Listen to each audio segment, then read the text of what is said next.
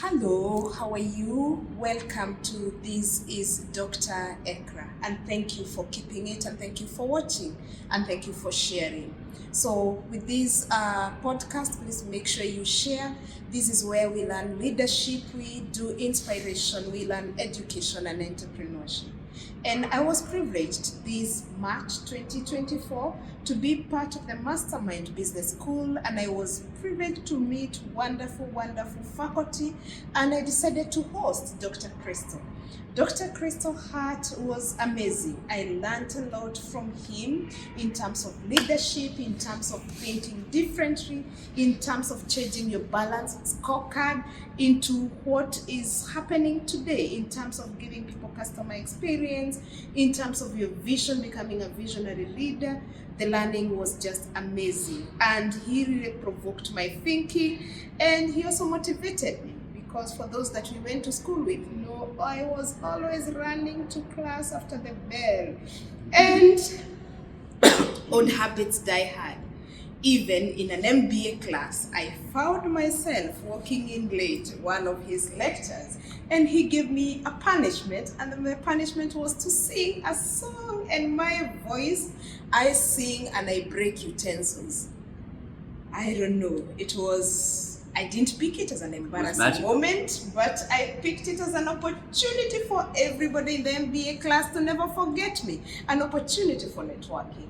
So, Dr. Craystal, thank you so much for agreeing to have this conversation with me. Please introduce yourself so that our viewers can get to know you. First of all, thank you. And I must say that as a leadership trainer, I have trained all sorts of people from very diverse backgrounds, from all nationalities, most nationalities, all types of colors, all types of languages and cultures. And the doctor here has been extremely impressive, I must say, what she has achieved in life, and many others, not just her, but in her case particularly, as being a woman and being a mother, she has not only survived in a man's world, she has thrived in a man's world. So I'm proud of you, Doctor. Thank you. You are inspiration for me. Oh, thank you, And Dr. Craystal. I would say that, it's in these programs you come across unique people.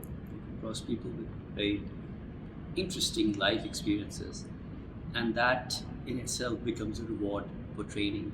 Remember, I talked to you about the flow state. So the flow state is one where your mind, body, soul is aligned towards one purpose. So if you listen to Beethoven's compositions, if you look at Rembrandt's paintings or Picasso's paintings, or if you listen to Mandela speak, okay, or if you listen to the old speeches of Gandhi, all those people were not doing it for fame, they were not doing it for money, they were doing it because it made them extremely happy.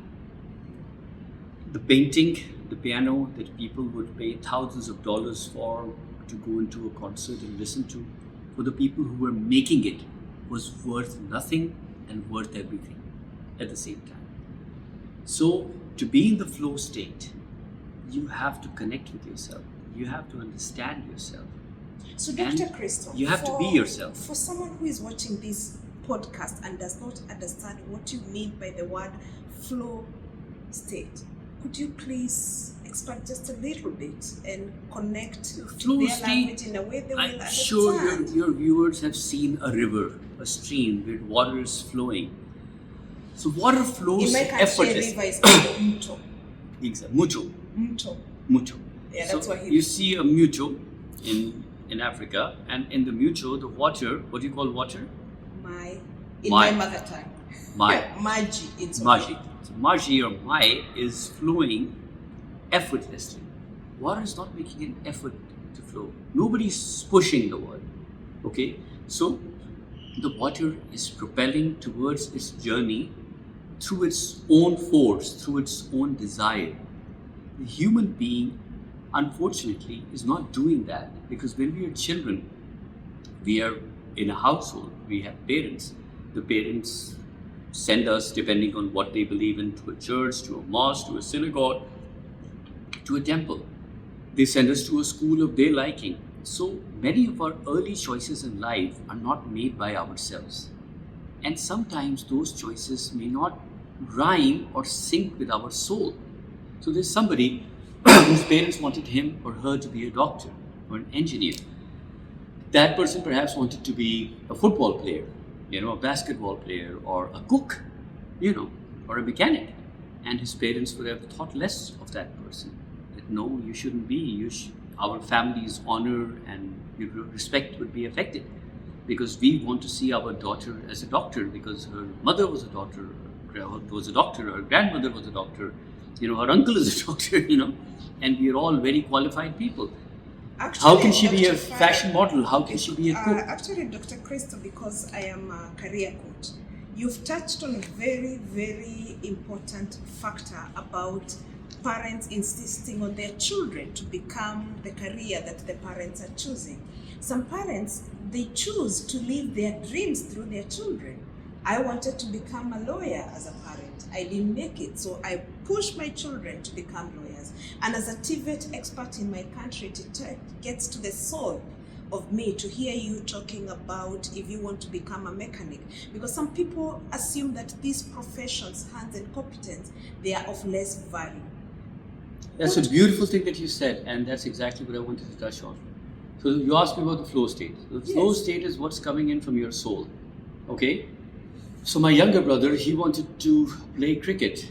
It's a sport in Pakistan. It's a British sport. And it's a nice sport. It doesn't pay much money. My parents disapproved. In my country, we run. Can you run? I can. I can run away from danger. So you can run away from danger. Yeah, that's what I can, definitely. I think everybody can run away from danger.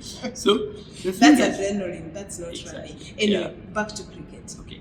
So he did what my parents wanted him to do, and I think if he had played cricket, I don't know how successful or unsuccessful he would have been. He would have been very happy. And I see that in so many people. Flow state comes in when you do things that you love doing. And I see that flow state comes in when you do things you love doing. Exactly. Now I'll give you another example. You raised a very beautiful and important aspect. One was of parental expectations, that your parents expected you to be. You wanted to be a lawyer, so you want your kids to be a lawyer. And the second aspect was professions which are deemed to be lower than other professions, like a mechanic or a cook. I think they're both very important points that you raised. On the first point, I think I'd be very blunt here. I think it's nice to inspire your children to do something that you wanted to do. It's not so nice to force them. So if you wanted to be a lawyer and you give different career choices to your son or daughter and then let them choose, that makes sense. And Dr. Craystal, with my experience of dealing with parents, several years of dealing with adults, that is the youth, you've raised a very important aspect and you've shifted my thinking to a different angle. You said it is not bad to tell your children about a career, but you should inspire them to become what you think is good of them, but the wrong part is to force them. Yes. I hope you as a parent who is watching this podcast have learned that aspect from Dr. Craystal, that inspire your child to become what you'd have loved to have as part of your family, but do not force them to become that. Wow. Allow me to also say that inspiring does not mean manipulating. So not saying that, a doctor saves lives, a doctor does this, a doctor does that, and you should save lives and you should do this. That is not inspiration. That's manipulation. Mm-hmm. Okay. Inspiration is that you talk about, like the things from your heart that being a doctor would have inspired you to be a doctor. As a parent, so if you wanted to be a lawyer, you would say that, my son, I wanted justice. In our country, there is no justice. The, innocent people go to jails and bad people become our ministers or government officers or leading professionals, okay, in leaders in life, whereas they should be in jails. So I wanted to change that. If this is something that inspires you, go ahead. Otherwise, just do whatever you like. I will support you. This is important. That as a parent, you tell your children that I will always support you. Whatever you choose, whether it's a man or a woman or an it or, a profession, I will always be behind you. this is what every child wants to hear from your parents. This is what you as a parent wanted to hear from your parents. Unfortunately, you didn't. So you just, the virus increased in your brain and you just replicated it in front of you. You just need to understand that it was a bad habit that you can break if you wish. The second point was on professions. So I was in Washington. The year was 2016 or 2015. And this was my first or second time in New York. First time actually, 2015, now I remember. I was living with my stepbrother, who was, we didn't have a very good relation, but when I went, he was nice to me. He kept me in his house for a few days. And he was living very far from the city. He was living in a place called Maryland, in a place called Montgomery Village. So from there, the city, you had to, go to Shady Grove train station, and from Shady Grove you will get to Washington. Not only was it expensive, it was very time consuming. So his son was a lawyer and a humanitarian lawyer. He didn't charge money for it. My brother was kind of not too proud of that aspect. He thought he should have been more money minded. But his son, being his son, was an amazing man. I loved his son. And he would leave early in the morning in his mom's car, and I would tag along with him, and he'd drop me. So he'd drop me to a center called Tyson Square, just like you have Dubai Mall, a smaller version of that. I mean, it had a Tesla showroom, so it was not that small. You're saying Dubai Mall so casually because you live in Dubai. Yeah. That's a big thing for us. I understand. From the other side. Anyway, it's all in the mind, big and small, Yeah. So when he would drop me to Tyson's, it would be 8 in the morning. And Tyson's wouldn't open until 9:30, something like that, right? 10. So one day I said, okay, I'll spend some of my hard-earned money and have a nice breakfast. So I went to the Hilton. Now, as you would know, the Hilton is a good hotel. It's a 5-star hotel. Even in Nairobi, it used to be a good hotel before they closed. Yeah, it's still open in Washington. So I went to the Hilton, which is right next to the Tyson's, and I ordered some breakfast. So next to me, there was this very nice-looking young man, very immaculately dressed, and he had bacon sandwich and coffee or whatever. So I was looking for business, as I'm a coach and a trainer, so I network with people. So I gave him my card, and we started a conversation. And we had a very interesting conversation. He was very well versed in many aspects of life, about current affairs and so many things. Then I asked him what he did for a living. And he told me that he worked as a waiter in a restaurant 5 blocks down. So he was a waiter in a restaurant. Guess where was he having his breakfast? At the Hilton. That was not all. And there were 2 guys wearing orange shirts. They were having a beer and omelets or whatever, scrambled eggs. As he left, I started conversing with them. I asked them what they did. So one of the guys was a mason and the other was a plumber. Wow. Okay? They were having their breakfast in the Hilton. Exactly. In Africa, in Asia, India, in Pakistan, in Bangladesh, in Kenya, in Nigeria, I hate to say, please forgive me, I don't want to sound racist or discriminatory. How many laborers who earn less than $1 a day would you see at the Hilton or the Hyatt or the Sheraton or the Marriott? Except as waiters, except as doormen, except as valet parking drivers, except as cleaners, cleaning the toilets. It brings tears to my eyes to tell you this. What makes America a superpower, what makes Canada and Europe a superpower is not their color, is not their money, is the fact that they practice equality. And the rest of the world, regardless of their color, regardless of their religion, does not practice it. There are Christian countries which are unequal. There are Muslim countries which are unequal. There are Hindu countries which is unequal for their people too. And that breaks my heart. Because I wish that people learn from the Americans. I wish people learn what the First Amendment means, what freedom of speech means, what equality means.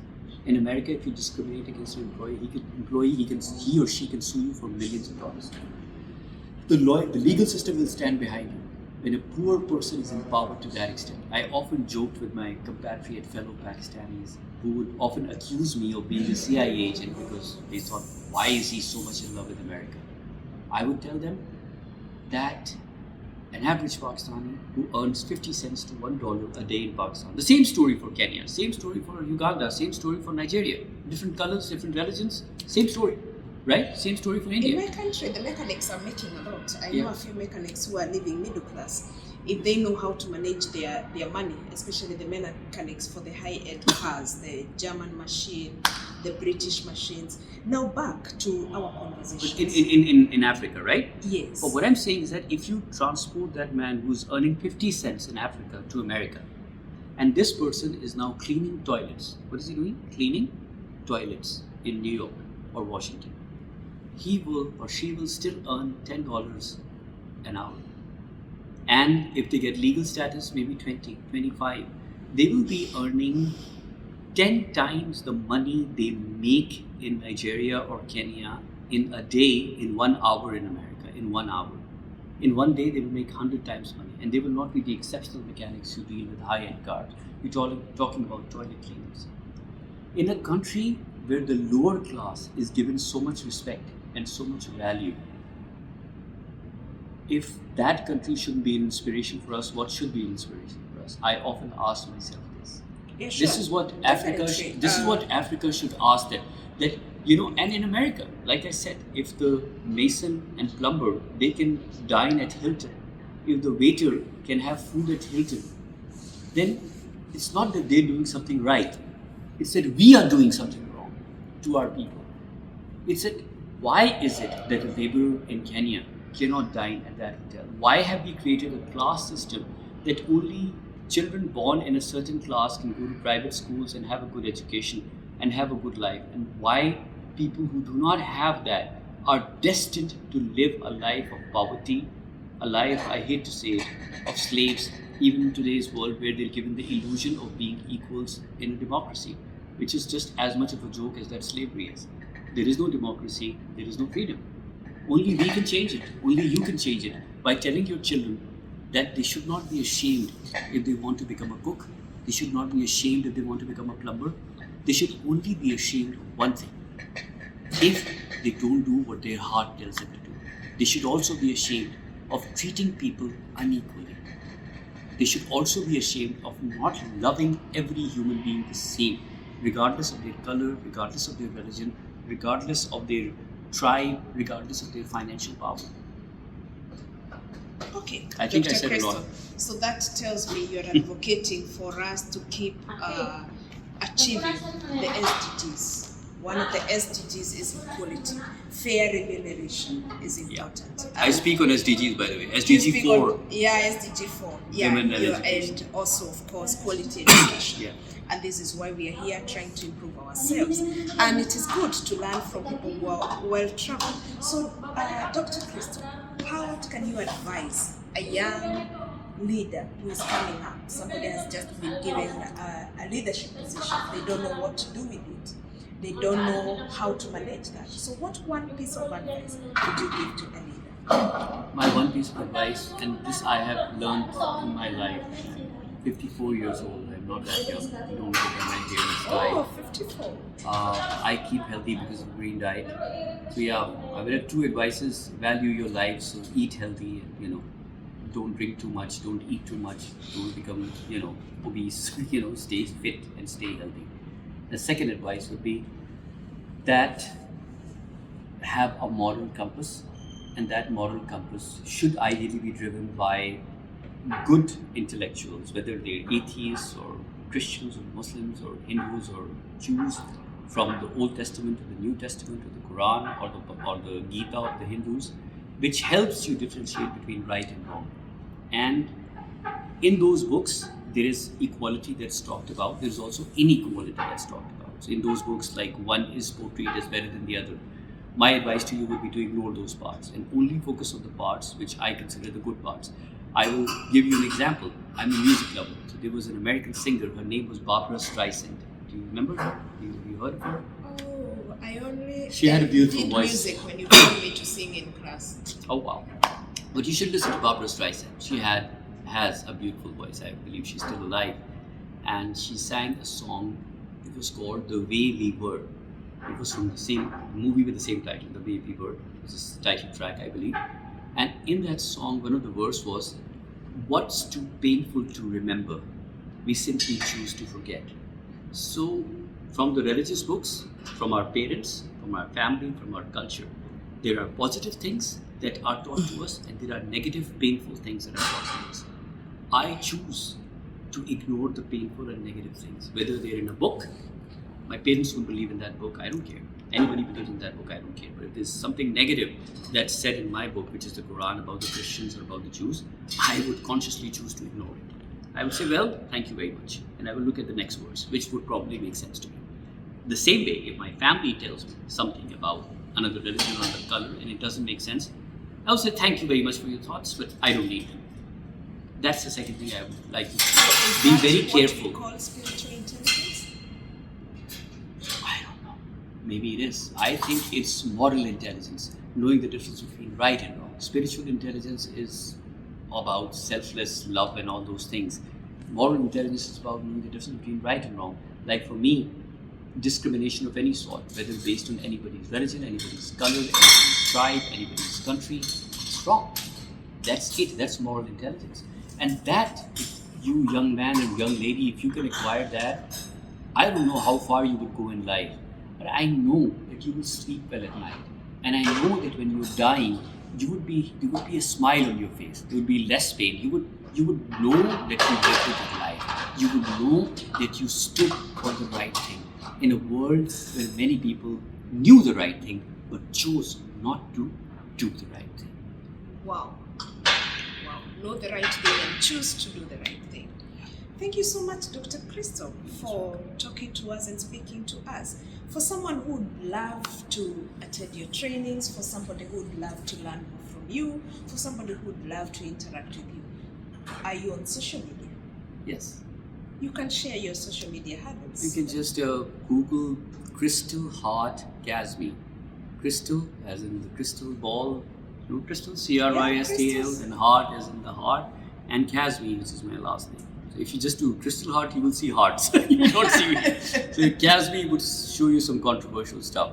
And if you didn't like anything that I said, I apologize to you, blame her. I asked her to go with me and have a drink. And instead of a drink, she wanted me to do this podcast, okay? So my problem is, don't ask me anything, I'll keep quiet, I'll shut up. You ask me something, I will tell you what it is. It's good. This is why the First Amendment was My done, so that we apologies, can because have I freedom know of speech. I know people in Africa and Asia are still not very, very comfortable with the truth. Some are not. If you're not, then my apologies to you. This is who I am. Just don't kill me for it. Thank you for speaking to us. Yeah, And pleasure is all mine. it was nice meeting you. Now let's go for a drink. Yeah, I look forward to coming back to Dubai and to interacting with you more. And please make a holiday. You've done enough of desert safari. You've done enough of Dubai Mall. You've done enough of my son's best friend is in Mombasa, so I'll probably come in. Yeah, sure. You're most You're in welcome Nairobi, to right? Kenya. Yes, and make sure you can do July so that you can do the one of the seventh word of the world, which is World Peace Migration. You Wow. will enjoy that. I will. I know you didn't know that we have one of the 7 wonders of the world in Kenya. What is now it? you know. Now that's your homework. Wow. You gave me homework. That's Masai Mara. Got One it. of the Oh, Masai Mara, yeah. Yes. I remember. Yes. You're most welcome. It was such a Thank pleasure. you. And to thank you, meet lady, for recording us. Thank you. You were patiently standing for such a long time. Thank you. Keep watching. This is Dr. Ekrah podcast. We keep the conversations, leadership, education, inspiration, and entrepreneurship. Please share this link.